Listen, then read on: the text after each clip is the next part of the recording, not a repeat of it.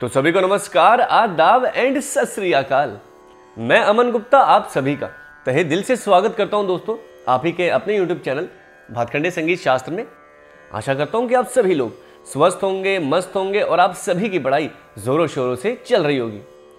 तो दोस्तों, जैसा कि आप सभी विद्यार्थी जानते हैं कि UGC नेट जून 2025 का आंसर की आउट हो चुका है। आप सभी के मन में बहुत सी बेचैनी है कि सर कौन से प्रश्न जो है UGC ने गलत माने हैं या हम कैसे क्लेम करें और हमारे कितने मार्क्स बन रहे हैं। तो सर हम टैली करना चाहते हैं। तो बिल्कुल आज इस एक ही वीडियो में आप सभी को 100 के 100 प्रश्न कराए जाएंगे। इसके अलावा आपको बताया जाएगा कि कौन कौन से प्रश्न गलत हैं, यदि गलत है तो क्यों गलत है ना। ये सारी डिटेल आपको मिल जाएगी। तो चलिए दोस्तों बढ़ते हैं कक्षा की तरफ। पर उससे पहले मोस्ट इंपॉर्टेंट इन्फॉर्मेशन कि आ गए हैं तो वीडियो को कर दीजिए लाइक, चैनल पर नहीं है तो कर लीजिए सब्सक्राइब और बेल आइकन को याद से दबाइए ताकि हर वीडियो का नोटिफिकेशन आपको सबसे पहले मिले। एंड आप अपना प्यार, अपना स्नेह और इसी तरह की अपडेट पाने के लिए ज़्यादा से ज़्यादा दोस्तों वीडियो को शेयर भी करिए। यदि आप कर रहे हैं UGC नेट दिसंबर 2025 की तैयारी तो बिल्कुल आ जाइए। पेपर 1 और पेपर 2 भातखंडे संगीत शास्त्र में दोनों ही पढ़ाया जाता है। 1 जुलाई से आपकी कक्षा जो है वो आरंभ हुई है। लाइव क्लास मिलती है, हर क्लास की रिकॉर्डिंग, संडे आपको मॉक टेस्ट मिलता है। म्यूजिक के इन टोटलिटी 3500 प्लस क्वेश्चन मिलते हैं। पेपर 1 के आपको जो है 4800 प्लस क्वेश्चन प्रैक्टिस के लिए मिल जाते हैं। पर मंथ का ऑप्शन अवेलेबल है, 2 टाइम इंस्टॉलमेंट और 1 टाइम का ऑप्शन आपके पास अवेलेबल है। इतने कम प्राइस में आपको पेपर 1 और पेपर 2 पूरे भारतवर्ष में कहीं भी देखने के लिए नहीं मिलेगा, है ना। यदि बात करें ओनली म्यूजिक की तो ओनली म्यूजिक बैच भी अवेलेबल है। 1 जुलाई से स्टार्ट है। Live class, recording, Sunday mock test, music के 3500 plus questions per month, 2 time instalment, 1 time का ऑप्शन अवेलेबल है। अगर आपको सिर्फ पेपर 1 पढ़ना है, सिर्फ पेपर 1 भी पढ़ सकते हैं। लाइव क्लास, रिकॉर्डिंग यहाँ भी मिलेगी। चैप्टर वाइज आपको नोट्स मिलते हैं इंग्लिश हिंदी दोनों भाषाओं में और 4800 प्लस क्वेश्चंस की भी जो है प्रैक्टिस क्वेश्चंस की PDF मिलती है। यदि बात करें रिजल्ट की तो लास्ट टाइम हमारा 94 रिजल्ट रहा था। इस बार देखते हैं भगवान के आशीर्वाद से इस बार भी बहुत अच्छा रिजल्ट रहेगा। बाकी BPSC का भी हमारा रिजल्ट सबसे बेस्ट रहा है। एप्लीकेशन का लिंक हमने डिस्क्रिप्शन में दिया है, आप डाउनलोड कर सकते हैं और कोर्सेज के बारे में जानकारी ले सकते हैं। बाकी BPSC का बैच भी हमारे पास अवेलेबल है, 1 जून से चल रहा है। मात्र 2000 रुपये में आपको पूरी डिटेल जो है पढ़ाई जाती है क्लास की विद प्रैक्टिस क्वेश्चंस। और यही सेम चीज़ आपको UPTET के बैच में भी हमको देखने के लिए मिलती है। तो चलिए प्रश्न नंबर 1 आप सभी के स्क्रीन के ऊपर ये रहा। आप सभी को आंसर करना है कि आपके कितने नंबर आ रहे हैं आफ्टर द वीडियो। चलिए सबसे पहला प्रश्न ये है दोस्तों कि आपको कर्नाटक मेल दिए गए हैं और हिंदुस्तानी थाट और आपको मिलाने हैं कि कौन किसके समान है। तो यदि बात करें तो कामवर्धिनी जो है वो किसके समान होता है दोस्तों, तो आपका पूर्वी के समान। किसके समान होता है, तो पूर्वी के समान होता है। इसको थोड़ा सा हम मिटा देते हैं, just give me a moment, है ना। चलिए तो कामवर्धिनी किसके समान होता है, तो आपका तोड़ी के समान, पूर्वी के समान होता है। नट भैरवी आपका तोड़ी के समान, माया मालव गोल आपका भैरव और शुभ पंतु वराली आपका आशावरी नहीं होगा, हाँ आशावरी होगा, यस आशावरी होगा। तो आपका 4 1 2 3, तो आपका ऑप्शन नंबर 4 राइट आंसर होगा। चलिए आगे बढ़ते हैं। निम्न में से प्रति मध्यम यानी कि तीव्र मध्यम युक्त चक्र का चयन कीजिए। बताइए जिसमें तीव्र मध्यम लग रहा है, जिसे हम लोग कर्नाटक संगीत में प्रति मध्यम कहते हैं। तो वेद, अग्नि, इंदु और रुद्र, इसके अलावा इनमें से कौन सा बताइए, तो रुद्र जो है आपका प्रति मध्यम वाली चक्र है। Question number 53। अब देखिए कितना अच्छा प्रश्न है कि निम्न में से या निम्न को क्रम में व्यवस्थित कीजिए जैसे कि वे शोध प्रबंध में दिखाई देते हैं, है ना। विषय सूची, ग्रंथ सूची, शीर्षक पृष्ठ, प्रस्तावना या फिर अध्याय।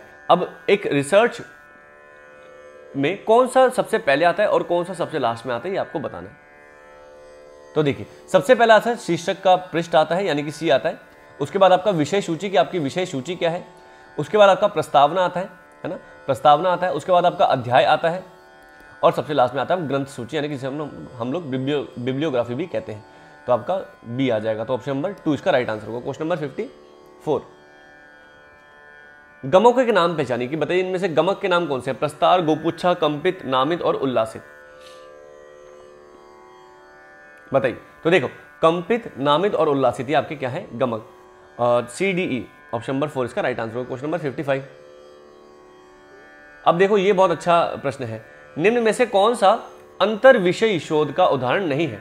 जनजातियों का जीवन, संस्कृति और संगीत, भारतीय संगीत में राग और गमक, संगीत एक चिकित्साई प्रभाव, या फिर मानव व्यवहार में संगीत की भूमिका। देखो सबसे पहले इस प्रश्न को सॉल्व करने से पहले हमको यह समझना पड़ेगा कि अंतर विषयी शोध का अर्थ क्या होता है, जिसे हम लोग इंग्लिश में इंटरडिसिप्लिनरी रिसर्च भी कहते हैं। इंटरडिसिप्लिनरी रिसर्च का मतलब होता है ऐसी रिसर्च जहां पे दो भिन्न भिन्न टॉपिक्स है ना, जहां पे दो अलग अलग टॉपिक्स के बीच में रिलेशनशिप दिखाया जाता है। जैसे मान लीजिए दो अलग अलग चीजें, जैसे आग और पानी, फॉर एग्जाम्पल के रूप में लेते हैं आग और पानी, ये दो अलग अलग चीजें हैं, इनका आपस में कोई रिलेशन नहीं है। अब इन दोनों का आपस में क्या रिलेशन है और इन दोनों का कुछ ना कुछ एक रिलेशन या कह सकते हैं इनके बारे में डिटेल समझ करके जब इंफॉर्मेशन निकाली जाती है तो उसे हम लोग क्या कहते हैं, अंतर विषयी शोध, है ना। क्या कहते हैं, अंतर विषयी शोध, यानी कि दो अलग अलग सेपरेट टॉपिक। जैसे आपका फॉर एग्जाम्पल ले लीजिए, जैसे लकड़ी और लोहा, है ना, लकड़ी और लोहा।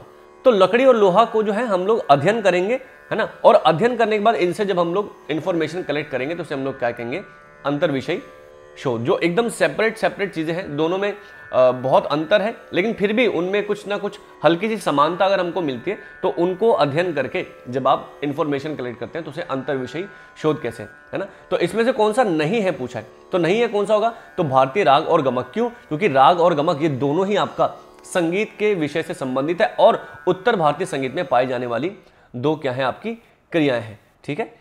और जहां अगर आप देखेंगे तो अंतर विषय के जो है एग्जाम्पल क्या हो जाएंगे, तो अंतर विषय के जो एग्जाम्पल है वो क्या होंगे, तो देखो जैसे जनजातियों का जीवन और उसमें जो है संगीत का प्रभाव। तो जनजातियां एक अलग चीज है और संगीत एक अलग चीज है, तो उसमें जो है एक रिलेशनशिप बिल्ड करना, ये आपका क्या कहलाएगा, तो आपका अंतर विषय शोध, है ना। इसको हम लोग कहते हैं इंग्लिश में इंटरडिसिप्लिनरी रिसर्च। तो 20 का राइट आंसर होगा। क्वेश्चन नंबर 56, चलिए देखिए कितना अच्छा है। अब देखो यहां पे लिखा क्या है कि शोध पत्रिका के विषय में सत्य कथन चुने, कि शोध पत्रिका यानी कि रिसर्च जर्नल जो होता है उसके बारे में सही फैक्ट क्या है। इसमें शोध लेख होता है, इसकी ISIN जो है संख्या होती है, ISBN संख्या होती है। ISBN संख्या आप लोग जानते हैं, जो बुक के पीछे या कुछ भी आप लोग खरीदते हैं तो बारकोड होता है ना, बारकोड, उस बारकोड को इंग्लिश में ISBN कहते हैं, ठीक है। बताइए शोध पत्रिका में क्या कथन जो है वो सत्य है, तो A, C और D इसका राइट आंसर होगा, ऑप्शन नंबर 2।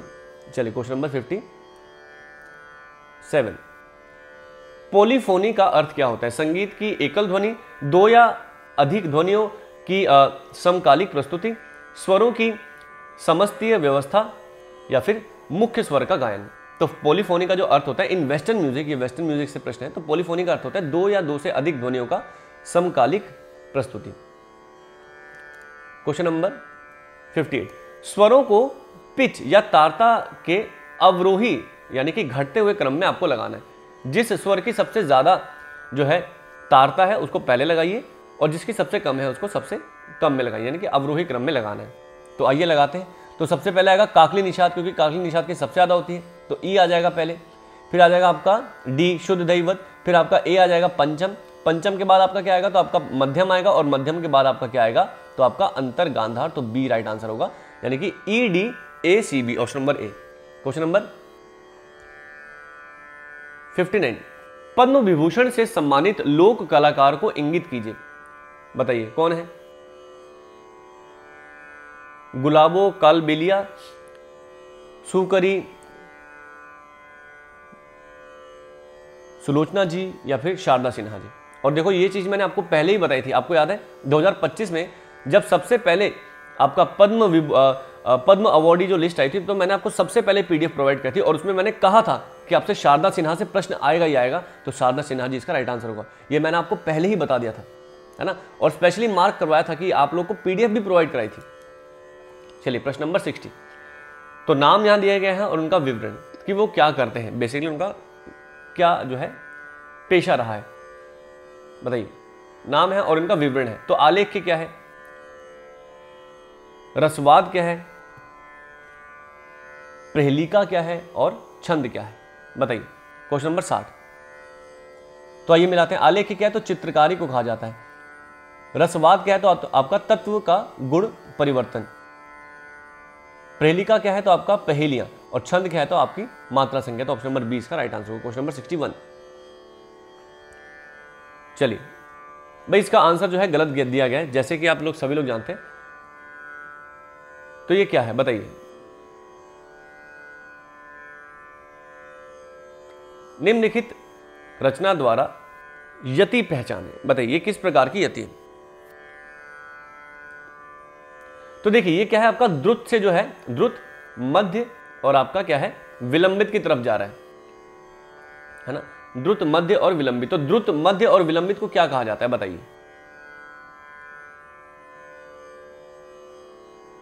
सभी लोग बताएंगे।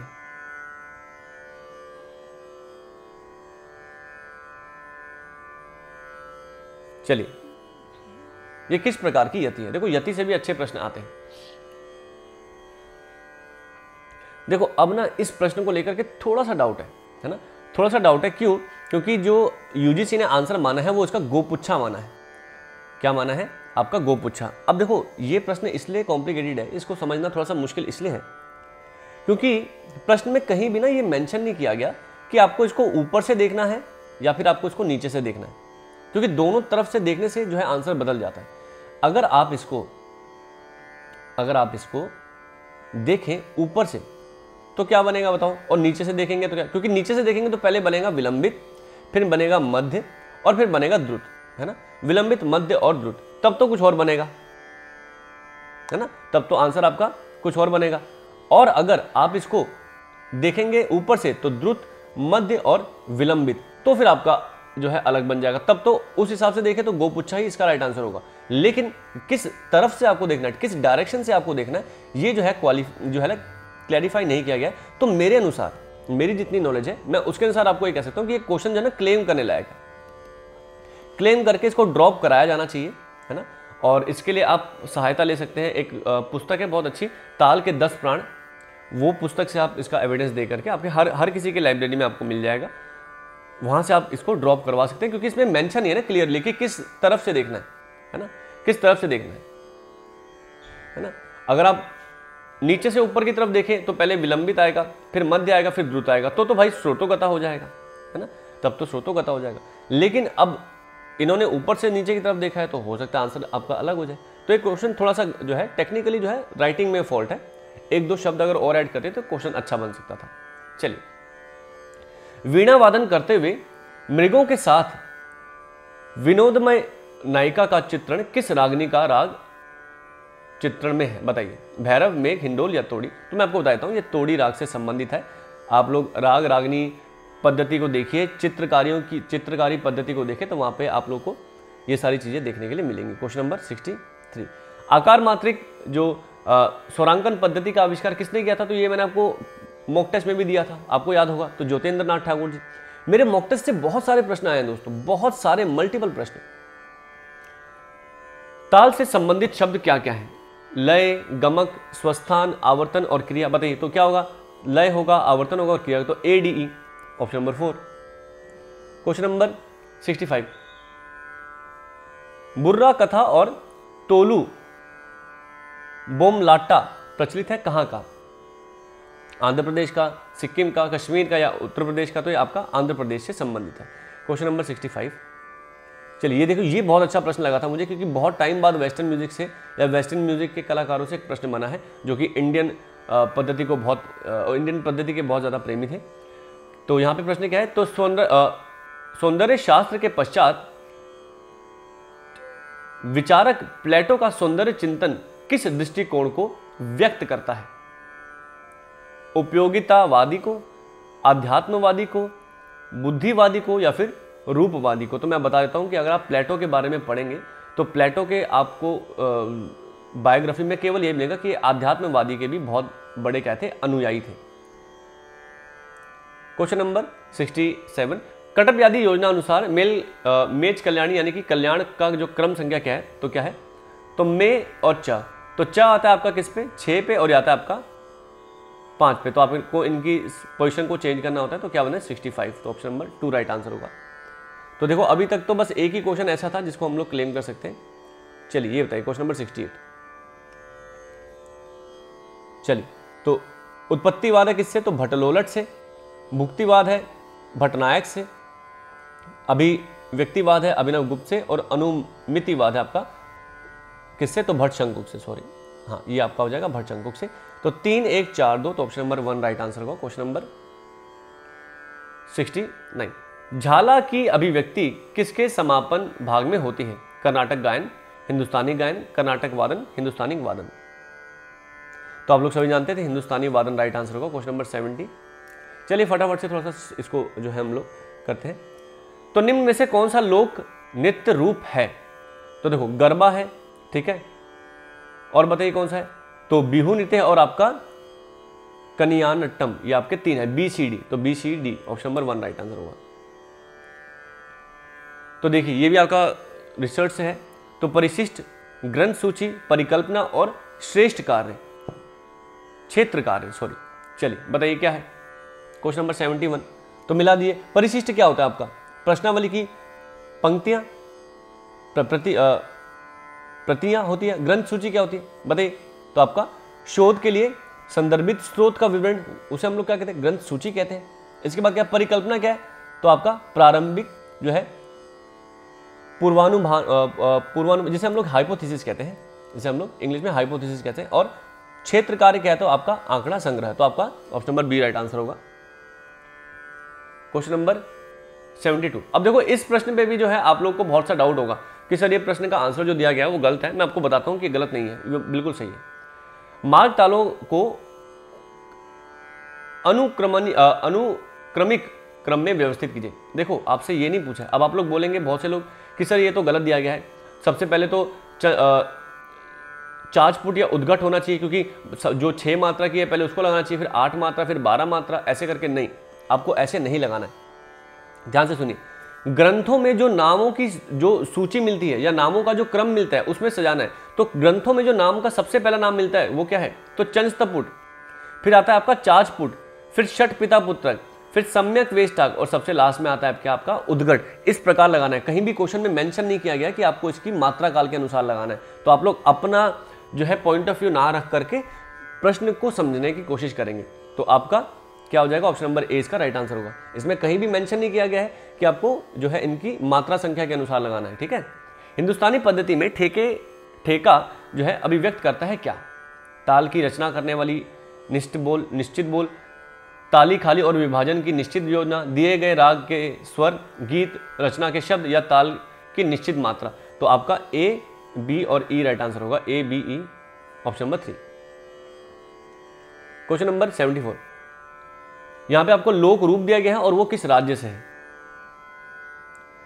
ओइलाट्टम, जात्रा, अंकिया नट या फिर कोडियाट्टम। बताइए कहां से है, कौन कौन सा किस किस प्रदेश से संबंधित है? आइए, तो ओलियट्टा कहां से? आपका तमिलनाडु से, जात्रा बंगाल से, अंकिया नाट्य कहां से? तो असम से, और ये कहां से आता है? कोडियाट्टम कहां से? तो आपका केरल से। तो ऑप्शन नंबर ए इसका राइट आंसर होगा क्वेश्चन नंबर 75। नाट्यशास्त्र के अनुसार या नाट्य शास्त्र के अनुसार मध्य लय का प्रयोग किस रस के अनुकूल है? वीर, अद्भुत, करुणा शांत, श्रृंगार हास्य या फिर भयानक विभत्स। देखिए प्रश्न की जो मैं आपको बता देता हूं, आप लोग के माइंड में आ रहा होगा कि सर क्या इसकी कट ऑफ रहेगी। आप पहले पूरा प्रश्न पत्र जो आज मेरे साथ सॉल्व करिए, उसके बाद मैं डिटेल्ड कट ऑफ जो है इसका बताऊंगा कि क्या कट ऑफ जो है वो जाने वाली है। तो श्रृंगार और हास्य इसका राइट आंसर होगा क्वेश्चन नंबर 76। निम्नलिखित संगीतज्ञों को कालक्रम अनुसार सही क्रम में व्यवस्थित कीजिए। तो देखिए सबसे पुराने कौन है? तो पुरंदर दास जी, फिर आपके त्यागराज जी, फिर आएंगे आपके हस्सू खां साहब, फिर आएंगे आपके कौन? तो आपके सी, एंड देन आपके आएंगे नहीं, फिर आएंगे आपके डी, एंड देन आपके आएंगे क्या? देन आपके आएंगे ऑप्शन नंबर नहीं, फिर सी आएंगे, यस सी आएंगे, फिर अंत में आएंगे आपके डी। तो बी, ई, ए, सी, डी। तो ऑप्शन नंबर 3 इसका राइट आंसर होगा क्वेश्चन नंबर 77। निम्नलिखित में से सरोद वादकों को चुनिए। देखिए ऐसा प्रश्न मैंने आपको क्या नहीं दिया था मॉक टेस्ट में? बहुत सारे प्रश्न आपके वहीं से हैं जो मॉक टेस्ट मैंने आपको दिए थे। तो आपका क्या होगा? बी, सी और ई, बी, सी और ई। तो option number 2 question number 78।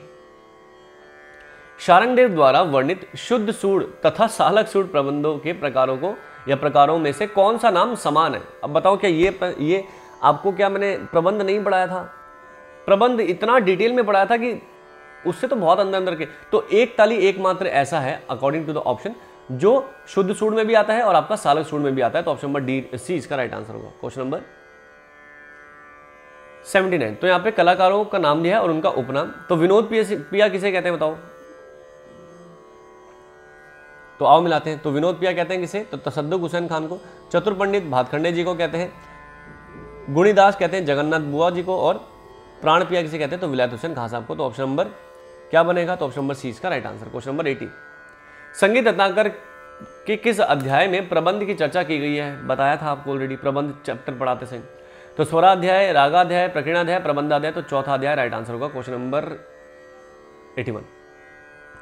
Subhadra Chaudhary, Premlata Sharma, किशोरी आमोलकर और मल्लिकार्जुन मंसूर, इनके द्वारा कौन कौन सी जो है पुस्तक लिखी गई है?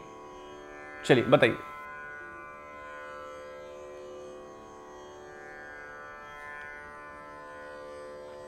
तो सुभद्रा चौधरी जी ने तो भाई बहुत फेमस पुस्तक की टीका की है जिसका नाम है क्या? संगीत रत्नाकर।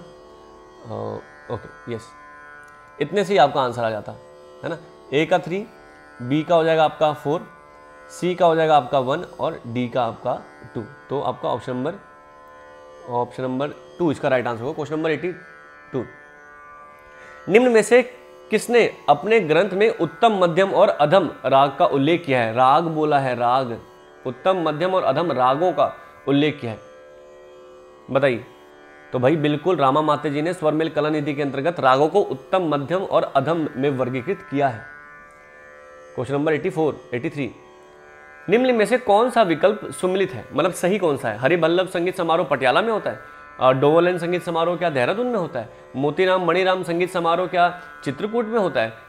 निनाद संगीत समारोह क्या आगरा में होता है? बताइए कौन सा कहां पे होता है, बताइए।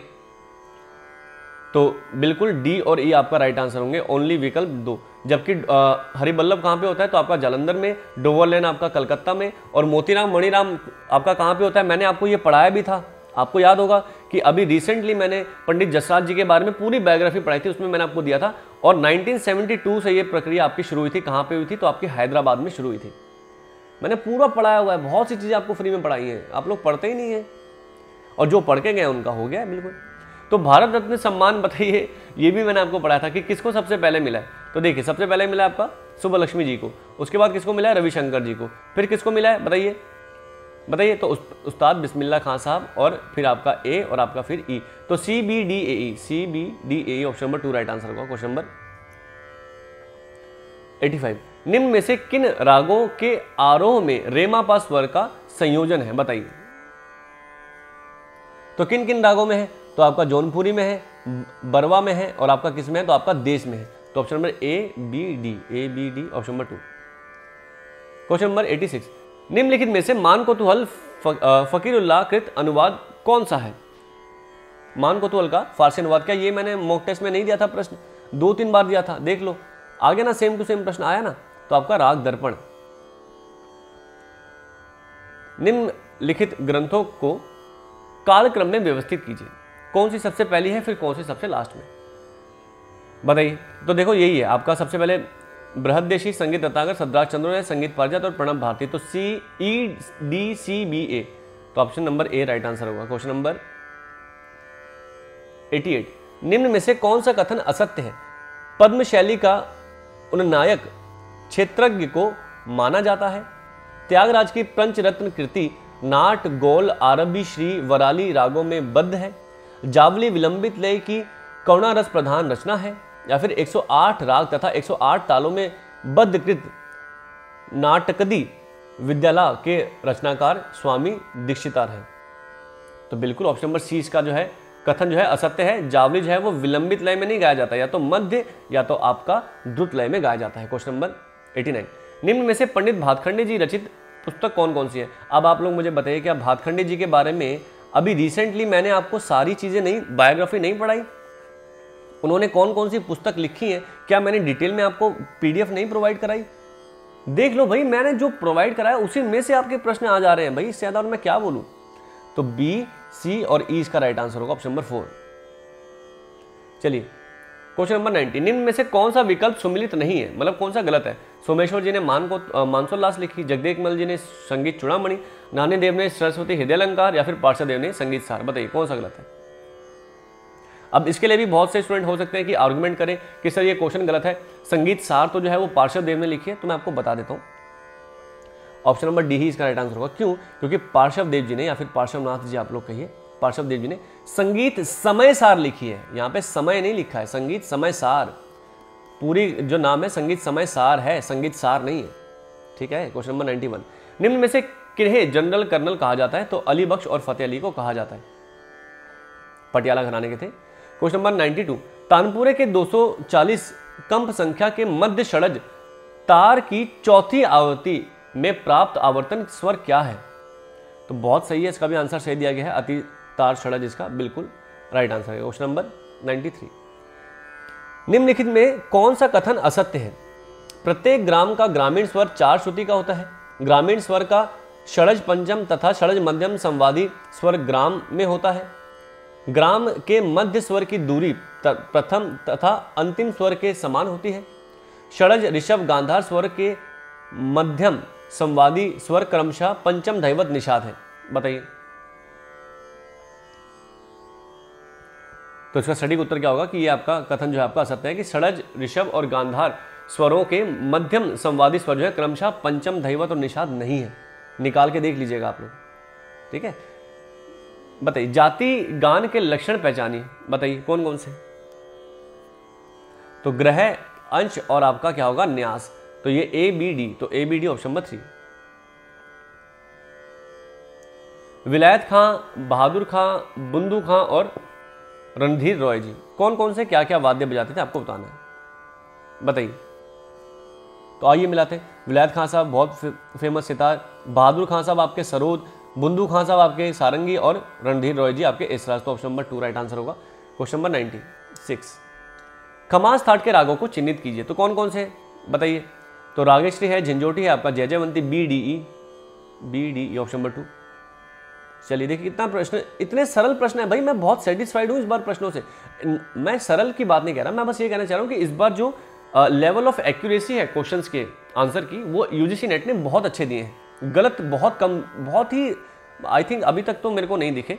1-2 प्रश्नों की भाषा में थोड़ा सा जो है फर्क है, बाकी तो सब ठीक ही है, ऐसा कुछ प्रॉब्लमेटिक नहीं है मुझे जो लगता है, और मेरा अनुमान हमेशा सही जाता है, आप लोग जानते हैं।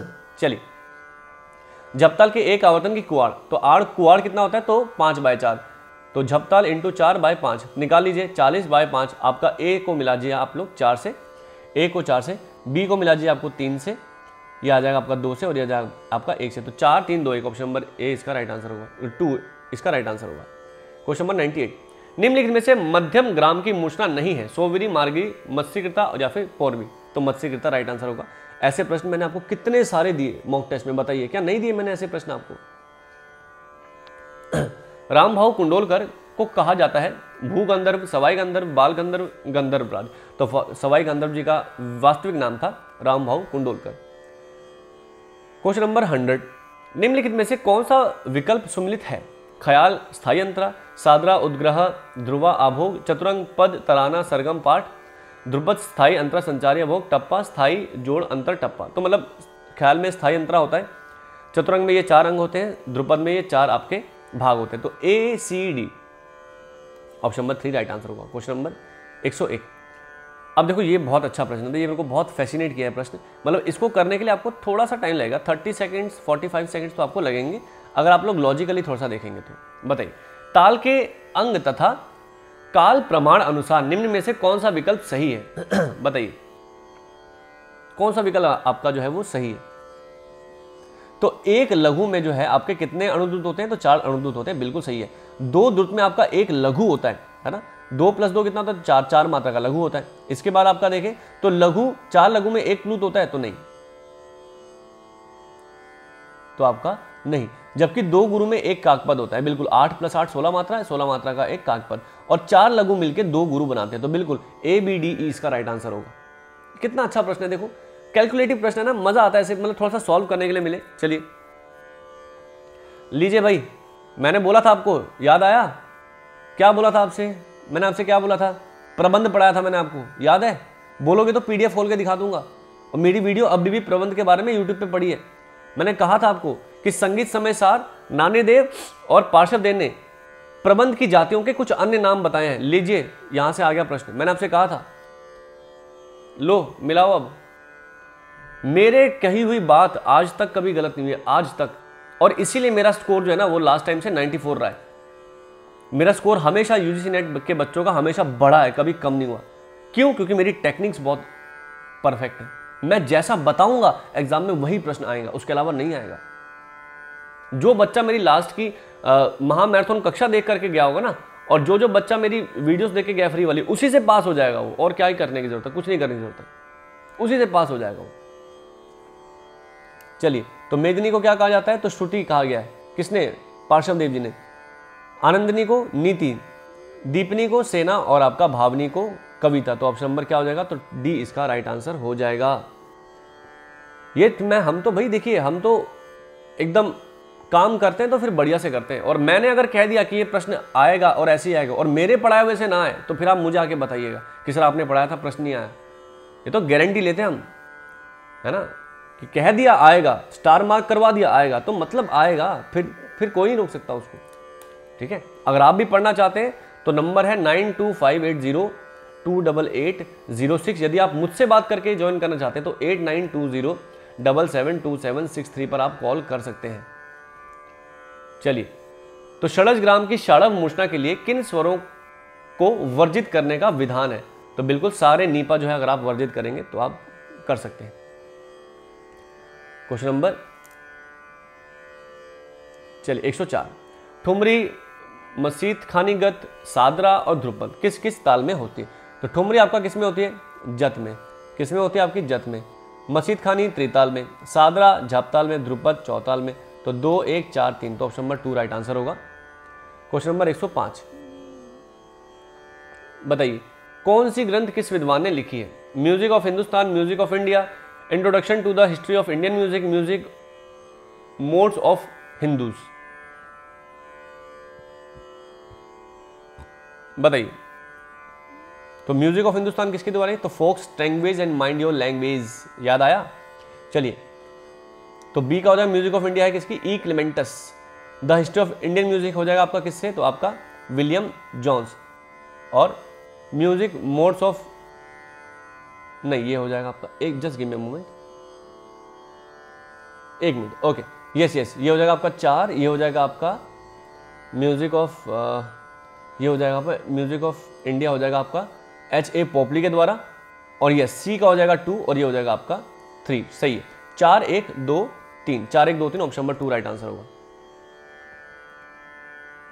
चलिए, क्वेश्चन नंबर 106, बताना है आपको, वाद्य के ढांचे की आकृति के आधार पर कौन सा विकल्प सुमिलित है, यानी कि सही कौन सा है, ये आपको बताना है।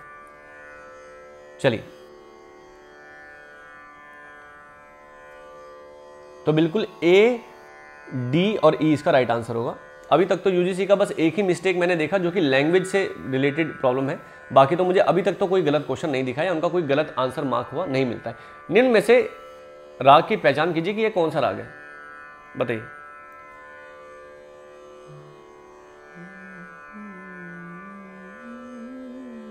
सामा,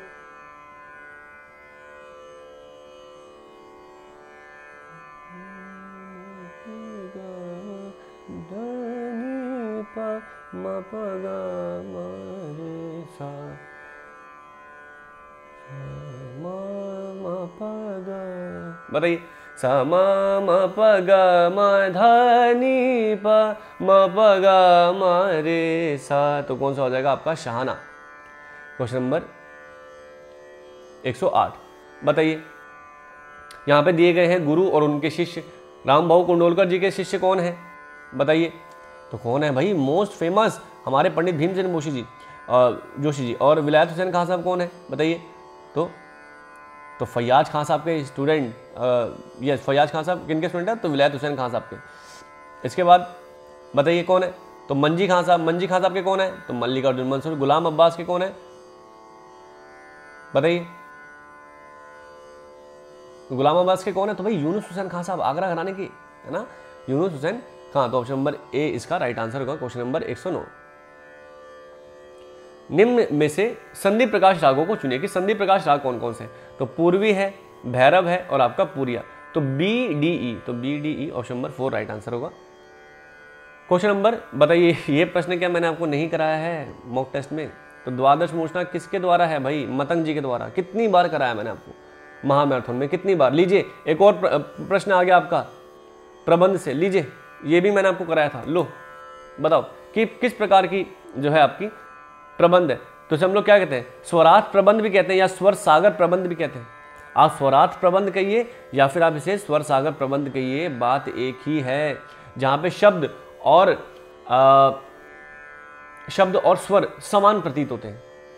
सब चीजें कराई हुई है। मैं तो हैरान हूं कि इतना सरल पेपर इस बार आया आप लोग का, मतलब इट वॉजंट दैट डिफिकल्ट मुझे जो लगता है।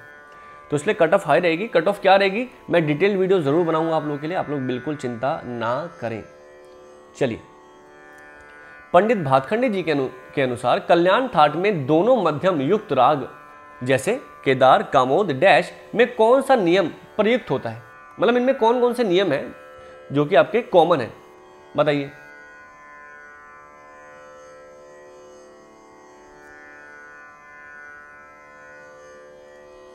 तो देखिए, विवादी के रूप में जो है कोमल निषाद का प्रयोग तो इसमें होता है। आप लोग को मल्टीपल राग मिल जाएंगे। आरोह में निषाद तथा अवरोह में गांधार का जो प्रयोग होता है वो कैसा होता है? तो वक्र होता है। और आपका डी कैसा हो जाएगा?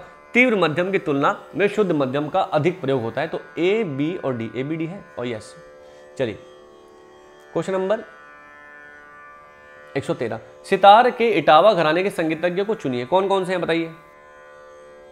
तो आइए लीजिए, तो ए है, बी है और आपका ए, बी और डी, तो ए बी डी है, yes option number 4। Question number, लो भाई एक और कंट्रोवर्शियल क्वेश्चन, लो इसका भी एक्सप्लेनेशन मैं दूंगा आपको। ये बहुत शानदार प्रश्न है। इस प्रश्न के लिए मैं स्पेशली एग्जामिनर को हैट्स ऑफ करता हूं। जिसने प्रश्न बनाया भाई, आपको बहुत बहुत धन्यवाद कि इतना अच्छा प्रश्न आपने बनाया। बहुत समय बाद जब देखिए, अब आप लोग बोलेंगे सर इसका आंसर गलत दिया हुआ है। इसका आंसर जो है ऑप्शन नंबर 3 दिया गया है, लेकिन मैं आपको बता देता हूं। अब आप लोग बोलेंगे सर इसका ऑप्शन नंबर 1 राइट आंसर होगा, क्योंकि इसमें लिखा है नाट्यशास्त्र में वर्णित षड्जग्रामिक स्वरों का सही श्रुतियांतर चयन कीजिए। और आप लोग बोलेंगे सर षड्जग्राम का श्रुतियांतर क्या होता है? तो 4-3-2 4-4-3-2, लेकिन नहीं। ध्यान से सुनिए, अच्छे से सुनिए, इसका राइट आंसर ऑप्शन नंबर 3 ही है। अब आप लोग जरा ध्यान से सुनिएगा मेरी बात को। आप नाट्यशास्त्र उठाइए और आपको और भी अच्छी बात, मैं चलो और भी एक्यूरेसी दे दूं, मैं आपको बताता हूं कि नाट्यशास्त्र का 28वां अध्याय का अनुवाद किया है आचार्य कैलाश चंद्र देव बृहस्पति जी ने। KCD बृहस्पति जी हम लोग कहते हैं, उनके द्वारा लिखी गई पुस्तक है नाट्यशास्त्र का 28वां अध्याय। आप लोग वहां पे श्लोक संख्या 22 देख लीजिए, है ना। श्लोक संख्या 22 देखेंगे तो नाट्यशास्त्र में षड्ज ग्राम के और मध्यम ग्राम का जो श्रुतियांतर दिया गया है वो यही दिया गया है।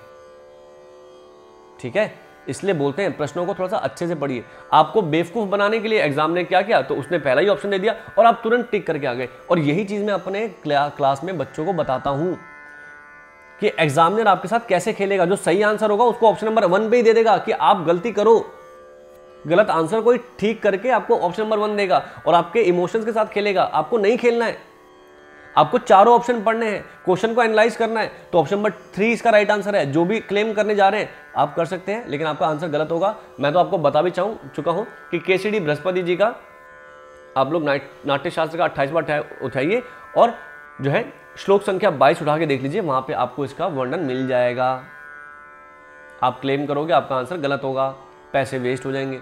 तो ये भी बड़ा कंट्रोवर्शियल क्वेश्चन था। बच्चे स्क्रीनशॉट कंटिन्यू मुझे कल भेज रहे हैं, सर देखो ये कैसे UGC ने गलत कर दिया। नहीं, गलत नहीं है, इट इज राइट। ठीक है। 115, निम्न में से क्या प्रबंध का अंग है? भाई प्रबंध से इतने प्रश्न कैसे आ गए? मेरे पढ़ाए हुए सारे प्रश्न तो आ रहे हैं। पद विरुद्ध पाठ एला, तो एला क्या है आपका? नहीं है। एला आपका क्या है? तो प्रबंध का प्रकार है, अंग नहीं है। कितने सारे प्रश्न आ गए मेरे बनाए हुए, बताओ भाई, जो मैंने आपको यूट्यूब पे कराए थे। एलन डेन्यू की कृति का चयन कीजिए। Introduction to the history of musical scales, music of Hindustan, historical development of Indian music, वैदिक chant series and its textual and melodic form. बताइए, तो एलन डेन्यू ने जो किया है वो कौन सा है बताइए। तो बिल्कुल ऑप्शन नंबर 1 राइट आंसर है, इसमें भी कुछ भी गलती नहीं है, बिल्कुल परफेक्ट आंसर है इसका। Introduction to the history of musical scale, ये भी इनके द्वारा ही रची गई एक कृति है। क्वेश्चन नंबर 117 बताइए, आगरा घराने के प्रतिनिधित्व कौन है? ये तो हमारे घराने से प्रश्न आ गया। चलिए, तो नत्थन खां साहब बिल्कुल आगरा घराने के, गुलाम अब्बास खां साहब बिल्कुल भाई आगरा घराने के हैं, जगन्नाथ बुआ पुरोहित जी, तो BCE इसका राइट आंसर होगा। तो आप लोग यही तो गलती करते हैं ना दोस्तों, हम लोग प्रश्न को पढ़ते नहीं है, बस अपने नॉलेज के अनुसार आंसर करते हैं। हम लोग को ऑलवेज जो एग्जामिनर है उसकी मेंटेलिटी को समझना है कि वो पूछना क्या चाह रहा है। हम अपने अनुसार आंसर नहीं करते कभी भी एग्जाम में। आप लोग बोलते हैं ना सर 2 नंबर से 4 नंबर से GRF रुक गया, क्यों रुक गया? क्योंकि आपने अपने अकॉर्डिंग आंसर किया है, एग्जामिनर की मेंटेलिटी नहीं समझी आपने। अब कितने बच्चे एग्री करते हैं जरा मुझे बताओ, और लाइक कर दीजिए वीडियो को। ऐसा एक्सप्लेनेशन कहीं नहीं मिलेगा आपको, ये भी मैं कह दूंगा। इतना डिटेल एनालिसिस, इतना डिटेल एक्सप्लेनेशन कहीं नहीं मिलेगा आपको, ये हम कह दे रहे हैं। श्लोक संख्या भी बता दे रहे हैं, बुक भी बता दे रहे हैं, और बोलोगे तो पेज नंबर भी बता देंगे आपको, है ना।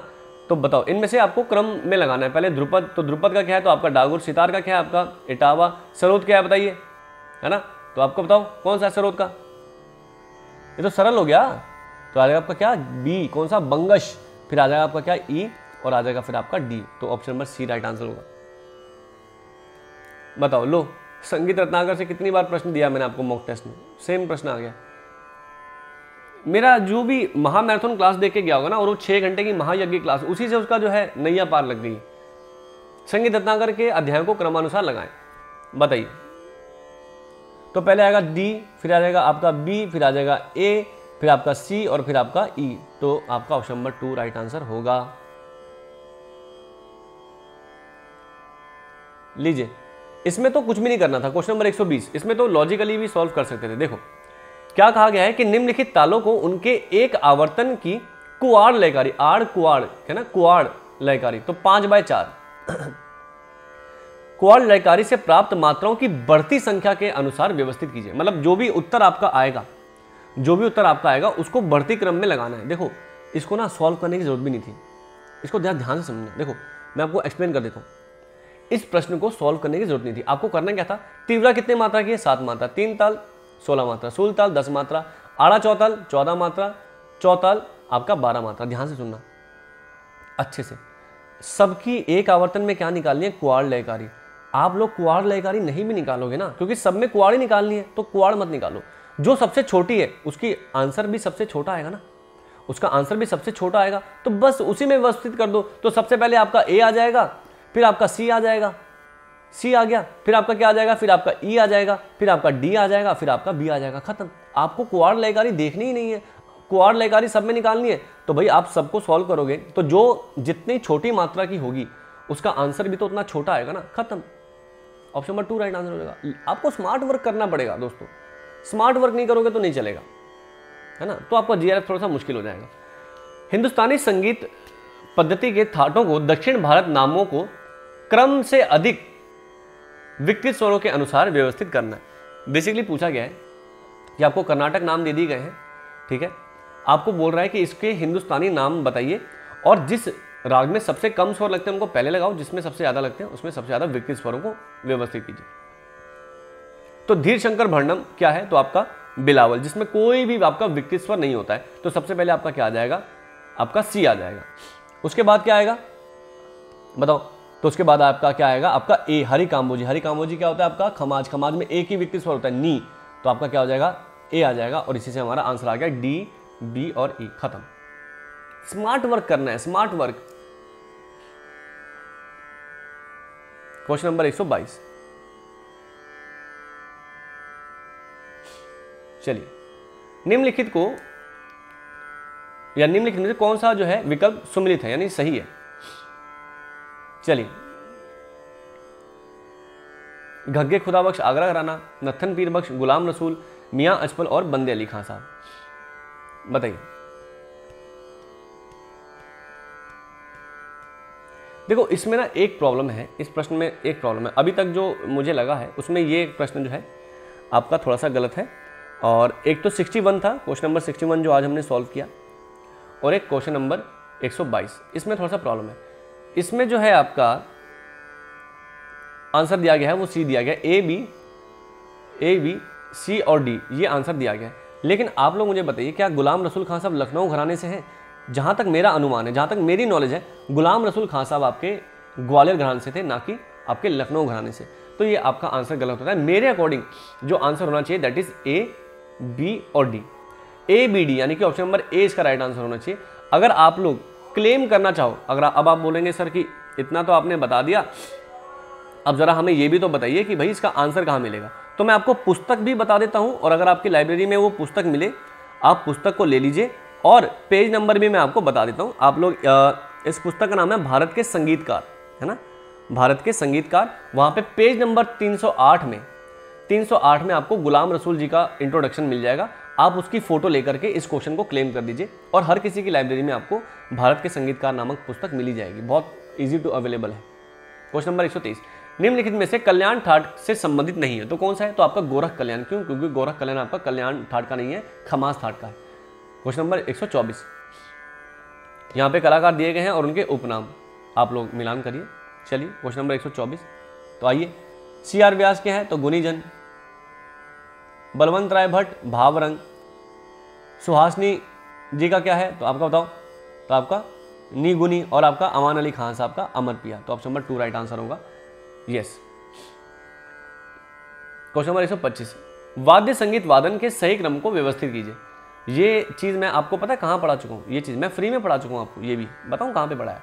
आप मेरी सितार वाली वीडियो देख लीजिए, सितार के बारे में पूरा वीडियो मैंने पढ़ा है। वहाँ पे मैंने आपको गत भी पढ़ाई है 2-3, वहाँ पे मैंने क्रम बताया था सितार का क्या है। तो सबसे पहले आलाप, फिर जोड़ आलाप, है ना, फिर आपका क्या आता है जोड़ आलाप, फिर आता है आपका मसीद खानी गत, फिर आपका रजा खानी गत, फिर आपका झाला। तो आपका ऑप्शन नंबर 1 राइट आंसर होगा। ये सारी चीज़ें पढ़ाई यूट्यूब पे फ्री पढ़ाई हुई है मैंने आपको।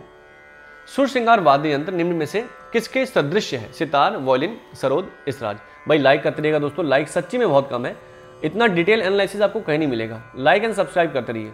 बाकी फ्री क्लासेस तो मैं आपको दे रहा हूँ, और डेमो क्लास भी आपको आने वाली है ना, डेमो क्लासेस भी आपकी पेपर 1 की, पेपर 2 की आने वाली है दोस्तों। भातखंडे संगीत शास्त्र में पेपर 1 भी पढ़ाया जाता है। अगर आप पेपर 1 पढ़ना चाहते हैं बिल्कुल पढ़ सकते हैं, पेपर 1 मैं ही पढ़ाता हूँ आपको। तो सरोज जैसा होता है आपका, है ना, सरोज जैसा होता है, बस साइज थोड़ा सा बड़ा होता है ना, साइज थोड़ा सा बड़ा होता है, और बजाने की कहीं कहीं जो है क्रिया थोड़ी सी अलग होती है। कलाकार और उनके घराने, हसवदु खान साहब किसके हैं? तो आपके ग्वालियर के। कहाँ से हैं? ग्वालियर के। अलिया फत्तू पटियाला। सदारंग अदारंग बताइए, तो सदारंग अदारंग कहाँ से है? तो आपका सेनिया। और अब्दुल करीम खान साहब आपके किराना। तो क्या बन गया? 4, 3, 2, 1। तो ऑप्शन नंबर 3 इसका जो है वो राइट आंसर होगा।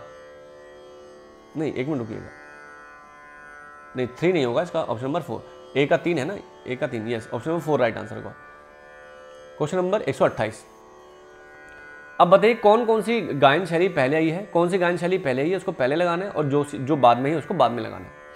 अभी तक केवल 2 जो है क्वेश्चंस हमको गलत मिले हैं यूजीसी नेट के, बाकी सारे के सारे तो ठीक ही हैं, इसमें कोई गड़बड़ नहीं लगी अभी तक, है ना। मुझे अभी तक का सबसे एक्यूरेट प्रश्न पत्र जो लगा है वो ये लगा कि इसमें इनके आंसर्स की गलती बहुत कम है, बहुत ही कम है, 2। उसको अगर आप चाहें तो क्लेम कर दीजिएगा, एविडेंस मैंने बता दिया है, बाकी कोई गलती नहीं। तो सबसे पहले आया सामगान, फिर आपका जाति गायन, फिर आपका आया प्रबंध, है ना, फिर आया आपका क्या तो ध्रुपद, और आपका फिर ठुमरी। तो ECBDA, हाँ, ऑप्शन नंबर 1 इसका जो है वो राइट आंसर होगा। क्वेश्चन नंबर 129, बताओ निम्नलिखित में से कौन सी संज्ञा सितार से संबंधित है? बताओ, सितार वाला टॉपिक से फिर से एक क्वेश्चन आ गया ना। आप यहाँ यकीन मानिए कि मेरे पढ़ाए हुए में से कम 20 से 22-23 क्वेश्चन तो आए ही हैं। 22-23 क्वेश्चन तो आपको ऐसे ही मिल गए यूट्यूब पे। प्रबंध पढ़ाया, पता नहीं क्या क्या पढ़ाया मैंने आपको फ्री में, ऐसी कृंतन है, घसीट है, जमजम है, ABC। क्वेश्चन नंबर 130, ताल जो ख्याल में प्रयोग नहीं होती है, तो झूमरा होती है, आड़ा चौताल होती है, झपताल होती है, लेकिन धमार नहीं होती, क्योंकि धमार केवल और केवल धमार ताल गायन शैली के साथ होती है।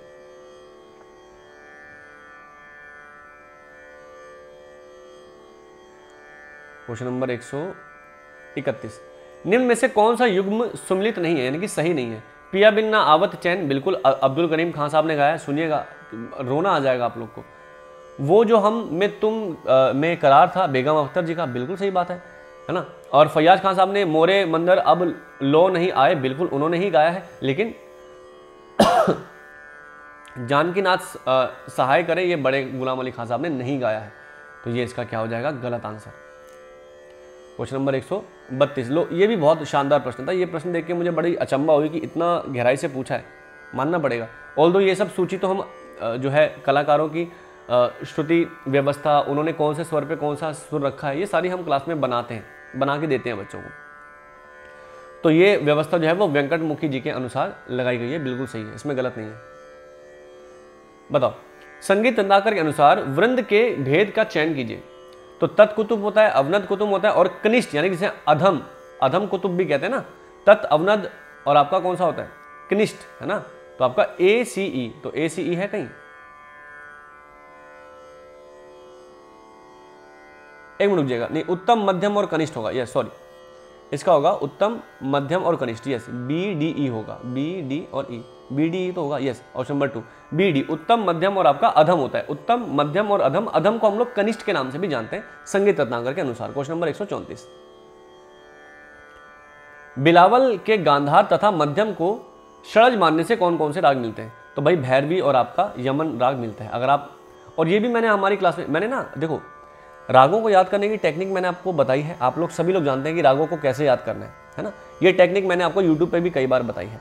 लेकिन रागों के किस स्वर को षड्ज मानना है, किस स्वर को गांधार मानना है और कौन से स्वर को क्या मानने से क्या आंसर आएगा ना, ये चीज़ मैंने अपनी पेड क्लास में ना बहुत सिंपल ट्रिक में बताई है ना, कि आप कैसे इसको निकाल सकते हैं। बहुत सिंपल ट्रिक, नंबर्स के माध्यम से, 1 2 3 4 के माध्यम से मैंने जो है इसको पूरा डिटेल में समझा है। अगर आप भी पढ़ना चाहते हैं ना दोस्तों, फ़ोन करिएगा 8920-772763 पर।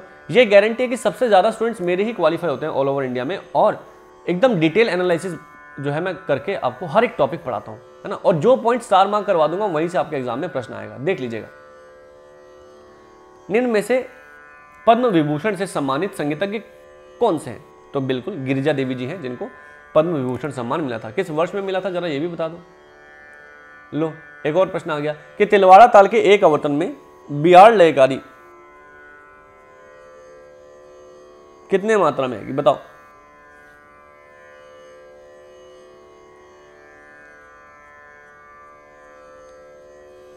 ये तो बहुत सरल प्रश्न है, ये तो कर सकते हैं आप लोग। तो पूछ कह रहा आड़ कुआड़ बियाड़ पूछ रहा है, यानी कि 7/4 पूछ रहा है। ठीक है, किसमें पूछ रहा है, तिलवाड़ा में। तो 16 × 4 कर दो, कितना आएगा। 16 × 4 करने से कितना आता है बताओ। तो 64 आता है सॉरी 64 बाय आपका 7। अब डिवाइड कर दो, सिंपल सा प्रश्न है, इतना सा है। तो 9 सही, 1/7 इसका आंसर आएगा, लमसम। तो ऑप्शन नंबर 2 इसका राइट आंसर हो गया, खत्म। चलिए, मारू बिहाग तथा मुल्तानी राग में क्या क्या समानता है। थाट, गायन समय, जाति, वर्जित स्वर, वादी संवादी, बताइए क्या जो है इनमें कॉमन है, बिहाग में, मारू बिहाग में और आपका मुल्तानी में। तो भाई जाति जो है इसकी बिल्कुल सेम है और आपका वर्जित स्वर बिल्कुल सेम है। तो ऑप्शन नंबर 4 इसका राइट आंसर होगा। देखो कितना अच्छा प्रश्न है। संगीत पारिजात के अनुसार दीप्ता जाति की श्रुतियां क्या क्या हैं, बताओ।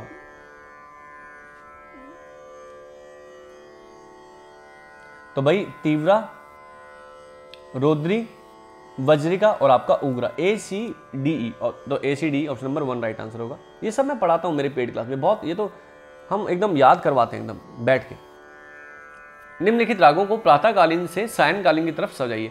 तो सबसे सुबह सुबह कौन सा राग गाया जाता है, तो सबसे सुबह सुबह गाया जाता है आपका भटियार, है ना, प्रातःकालीन राग है। उसके बाद आपका आ जाएगा तोड़ी आ जाएगा, उसके बाद आपका क्या आ जाएगा, तो आपका शुद्ध सारंग आ जाएगा, उसके बाद दी मुल्तानी और उसके बाद आपका ए पूरिया। तो CEBDA, तो ऑप्शन नंबर 4। देखो प्रश्नों का क्या जो है आपका लेवल है, तो मैं आपको कहूँगा तो इसका सिंपल ज़्यादा है क्वेश्चन पेपर, और फिर उसके बाद जो है थोड़ा सा लेवल बढ़ता है और आपका मॉडरेट की तरफ जाता है ना। सिंपल से मॉडरेट की तरफ जो है क्वेश्चन पेपर का लेवल रहा है। हाई तो मैंने एक भी नहीं देखा अभी तक एक भी क्वेश्चन ऐसा है जो मैंने ये नहीं देखा अरे यार ये तो क्या ही पूछ लिया, बाप रे कितना मुश्किल है, नहीं, अभी तक एक भी प्रश्न नहीं देखा। तो सिंपल से मॉडरेट की तरफ आए तो आप लोग मान के चलेगा कट ऑफ थोड़ी हाई ही जाएगी। और पेपर 1 की अगर बात करें तो पेपर 1 भी कुछ मुश्किल नहीं आया। जो लोग पेपर 1 बोल रहे हैं ना कि सर अरे सर पेपर 1 तो बहुत मुश्किल आया, तो उनको सिंपल सी बात बोलेंगे, हो सकता है बुरी लगे, बट सिंपल सी बात है कि पढ़ना शुरू करो, है ना। हर साल पेपर 1 मुश्किल आता है ऐसा नहीं है, इस बार मुश्किल नहीं आया, बहुत ही सिंपल था ऐसा, वो भी आपका सिंपल टू मॉडरेट की तरफ ही था, बहुत ज़्यादा मुश्किल नहीं था। है ना। जो मेरे से पेपर वन पढ़ के गए वो तो ये बोल रहे सर ये तो क्या ही मैं बताऊँ आपको, क्या ही दिया हुआ। तो बिल्कुल मुश्किल नहीं था, आप लोग का पेपर का जो लेवल है वो बहुत ही अच्छा था और कट ऑफ जो है वो हाई ही जाएगी, ये आप लोग मान के चलिए, ठीक है। पेपर वन में मुश्किल नहीं था, सीधी सीधी बात हम बता देते हैं। तो आमिर खुसरो, धमार, चौतल जो है आपका विकल्प सम्मिलित नहीं है। क्वेश्चन नंबर 141, लोचन ने कितने थाट माने हैं? तो 12। लोचन ने मुखारी का वर्तमान, अब ये भी कंट्रोवर्शियल क्वेश्चन है, आप लोग बोलेंगे, आप लोगों में से बहुत से स्टूडेंट्स ने मेरे को स्क्रीनशॉट भेजा कि सर लोचन जी ने जो शुद्ध मेल जो है ना, लोचन जी ने जो शुद्ध मेल है वो तो वर्तमान समय के काफी के समान है, लेकिन क्या प्रश्न ये पूछा गया है, यहाँ पे क्वेश्चन ये पूछा कि लोचन का जो मेल है मुखारी, जो उन्होंने मुखारी मेल माना था वो वर्तमान समय के किस राग के समान है? तो बिल्कुल सही है भाई, आशावरी इसका राइट आंसर होगा। अगर ये पूछते ना कि लोचन जी ने शुद्ध मेल जो माना है वो वर्तमान समय के किसके समान है, तो काफी होता। तो ऑप्शन बिल्कुल सही है, इसका आंसर बिल्कुल सही है, गलत नहीं है।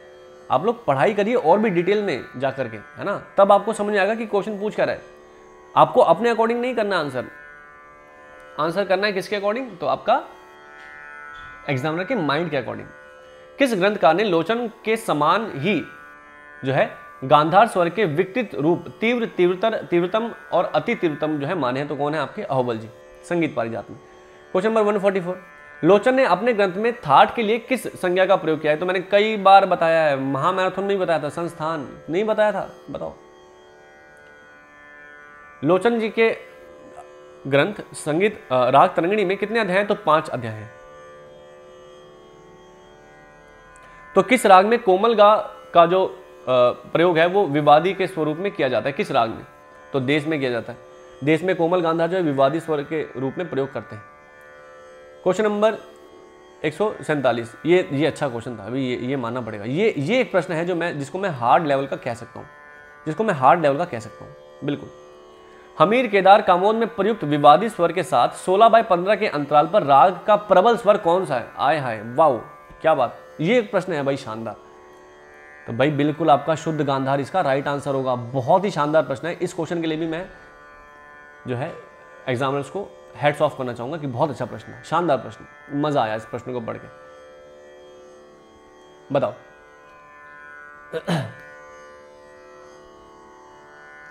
राग बिहाग में प्रयुक्त विवादी स्वर तीव्र, मध्यम, तीव्र का संवादी स्वर बताइए जो कि राग की नियमित प्रबल स्वर है। ये भी बहुत अच्छा प्रश्न है यार, ये तो क्या बात, ये बहुत अच्छा प्रश्न, शाबाश।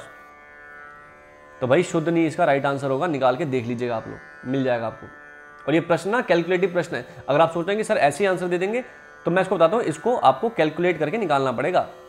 कैलकुलेट करके ऐसे नहीं निकलेगा ये आपका आंसर कि तुक्का मार दिया, इसको कैलकुलेट करना पड़ेगा, रागों की नॉलेज होनी पड़ेगी, वादी संवादी का अंतर पता होना पड़ेगा, तब निकलेगा।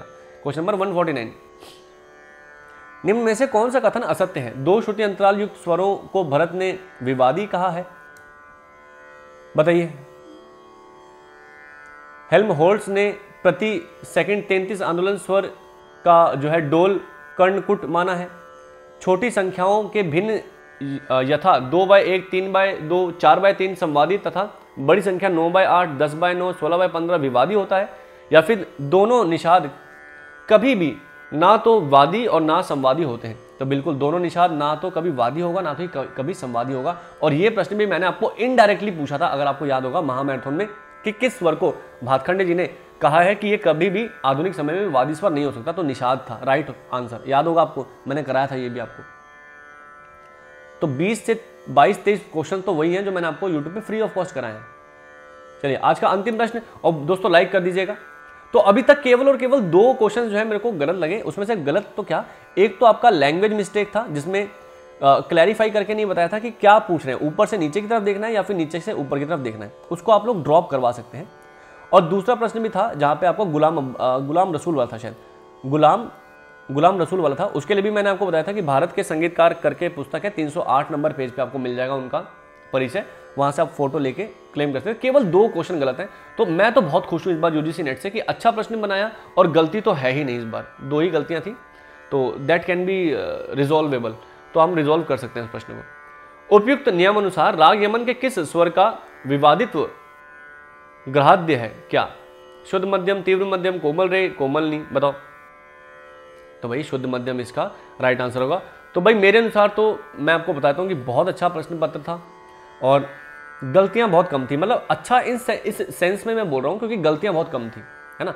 मैं क्वेश्चन के लेवल को देख के अच्छा बुरा नहीं जज करता, लेकिन जितनी गलतियाँ कम होंगी क्वेश्चन पेपर में उतना ज़्यादा क्वेश्चन पेपर को मैं अच्छा मानता हूँ। तो इस बार गलतियाँ बहुत कम थी तो मैं बहुत खुश हूँ। लाइक कर दीजिए। बाकी जो आपका क्या कट ऑफ रहेगा, आप लोग को कट ऑफ जानने की बहुत जल्दी है, आई नो, बिल्कुल भी चिंता मत करिए। कट ऑफ को लेकर के मैं एकदम डिटेल्ड वीडियो लेके आने वाला हूं कि क्या कट ऑफ रहेगी और वही कट ऑफ रहेगी, आप लोग देख लीजिएगा। बाकी यदि आप तैयारी करें दोस्तों दिसंबर 2025 की, तो बिल्कुल आ जाइए। पेपर 1 पेपर 2 दोनों पढ़ाया जाता है। 1 जुलाई से स्टार्ट हुआ है batch, live class recording, Sunday mock test, music का, पेपर 1 की भर के PDF आपको मिलेंगी। प्रैक्टिस क्वेश्चन में भी पर मंथ 2 टाइम इंस्टॉलमेंट 1 टाइम का ऑप्शन आपके पास अवेलेबल है। अगर बात करें ओनली म्यूजिक की, तो ओनली म्यूजिक बैच भी हमारे पास अवेलेबल है। सारी चीज़ें आपको लाइव मिलेंगी, रिकॉर्डिंग्स मिलेंगी, भर के चीज़ें। पेपर 1 के तो आपको क्या मिलेंगे, यहाँ पे चैप्टर वाइज नोट्स भी मिलेंगे। आपको नोट्स बनाने की जरूरत भी नहीं है, आप प्रिंट करके भी पढ़ सकते हैं और प्रैक्टिस क्वेश्चन भी आपको मिलेंगे। और ये रहा भाई हमारा लास्ट टाइम का रिकॉर्ड। भगवान करे कि इस बार हम लोग और भी ज़्यादा रिकॉर्ड जो है कायम करें, but let's hope for the best. बाकी लास्ट टाइम का रिकॉर्ड जो है वो 94 स्टूडेंट्स का है। सबका रिजल्ट भी हमने शो किया था। आपको BPSC पढ़ना है तो सिर्फ BPSC भी पढ़ सकते हैं, हमारे पास बैच अवेलेबल है। और इसके साथ साथ हमारे पास UPTT का बैच भी अवेलेबल है। बस दिए गए नंबर पे आप लोग दोस्तों कॉल कर लीजिए निसंदेह रूप से और अपने बैच को अवेल कर लीजिए। चलिए तब तक के लिए स्वस्थ रहिए, मस्त रहिए, अपना ध्यान रखिए, अपने घर वालों का ध्यान रखिए और अपने देश का भी ध्यान रखिएगा। आपके कितने मार्क्स बन रहे हैं ये आप कमेंट सेक्शन में जरूर से बताइएगा। तब तक के लिए आप सभी से कहेंगे जय हिंद और जय भारत।